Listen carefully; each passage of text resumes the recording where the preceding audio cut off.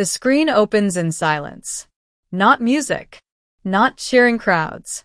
Just the soft hum of a television late at night. A living room lamp glows somewhere in America. Empty mugs sit on a coffee table. A blanket is half folded. And on the TV, cloaked figures whisper in candlelight, plotting betrayal. A voice cuts through the darkness. Okay, wait. I think she's the traitor. Laughter follows. Real laughter. The kind that only happens when fame disappears and people forget they're being watched. And that's when everything changes. Because the voice doesn't belong to just anyone. It belongs to someone whose life is normally lived under stadium lights, someone whose every move becomes global news. And according to Donna Kelsey, this is exactly what happens behind closed doors. Taylor Swift, arguably the most recognizable pop star on the planet, isn't spending every night writing songs or rehearsing tours. Sometimes she's glued to reality television, specifically one show, The Traitors. And what started as a casual comment during an interview quickly turned into something fans weren't expecting, a rare, intimate glimpse into how two massive families connected not through fame, not through football, not through music, but through suspense, paranoia, and a shared obsession with guessing who's lying. But why did this tiny revelation explode online? Why were fans suddenly fascinated by something so ordinary? And what does it quietly reveal about the private world surrounding Taylor Swift, a world almost no one ever sees? Because once you look closer, this isn't just a story about a TV show. It's a story about belonging. The camera fades into archival footage, roaring stadium crowds, flashing cameras, endless headlines. For years, Taylor Swift's life has existed at a volume most people could never survive. Tours stretching across continents. Lyrics dissected like historical documents. Relationships analyzed frame by frame. Every moment public. Every emotion interpreted. But fame has a strange side effect. The bigger life becomes outside, the smaller and quieter people crave it inside. And that's where this story really begins. Not on stage. Not at an award show. But inside a family living room where nobody cares about chart rankings. Only one question matters. Who's the traitor? Months earlier, whispers about Taylor's growing connection with NFL star Travis Kelce had already dominated headlines. Fans tracked flights. Cameras followed entrances. Social media turned every appearance into an event. But behind all that noise, something far more human was happening. Families were meeting. Not as celebrities. As parents, siblings, and people trying to understand each other. Donna Kelsey, already beloved for her warmth and humor, found herself unexpectedly at the center of pop culture attention. She wasn't trying to be famous. She was just being a mom.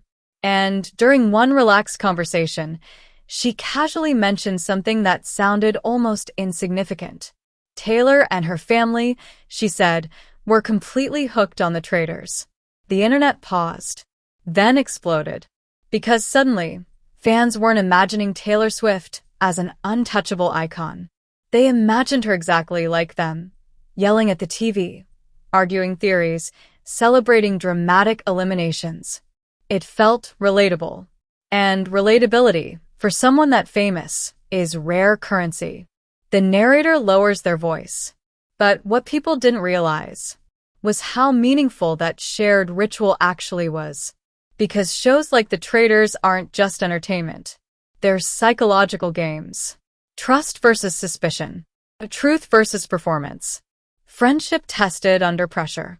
And strangely, those themes mirrored the exact reality both families had been navigating. Public scrutiny. Media narratives. Questions about authenticity. Who's real? Who's pretending?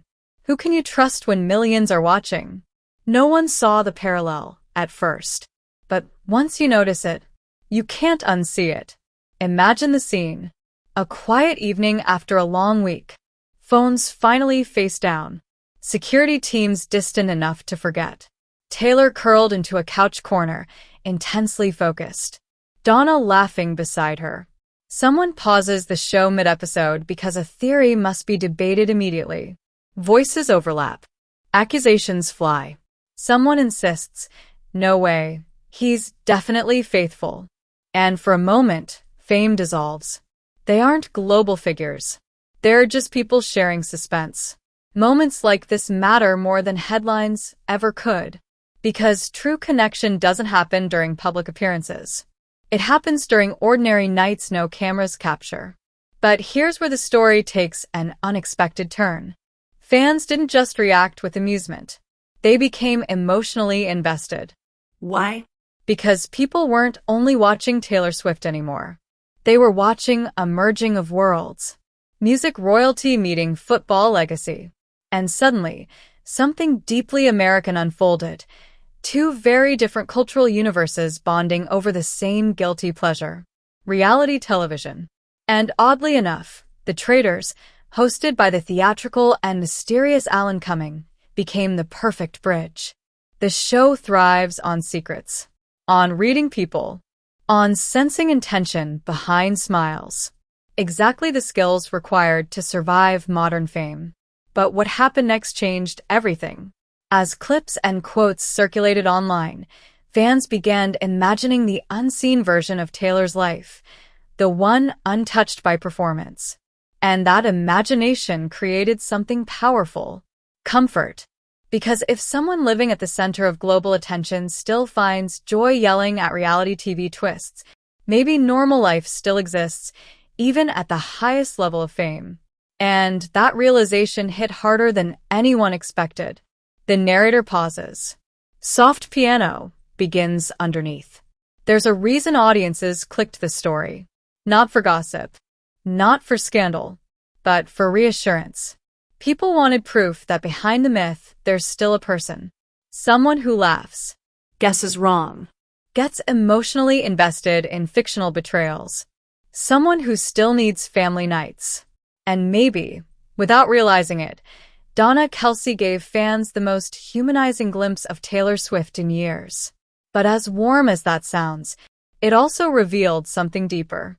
Because obsession with a show about trust and deception raises an uncomfortable question. What happens when people who live under constant scrutiny start relating too closely to stories about betrayal? And as their bond grew stronger, so did the pressure outside. Because fame has a way of turning even the softest moments into narratives. And narratives eventually demand conflict. The screen fades to black. A single sentence appears.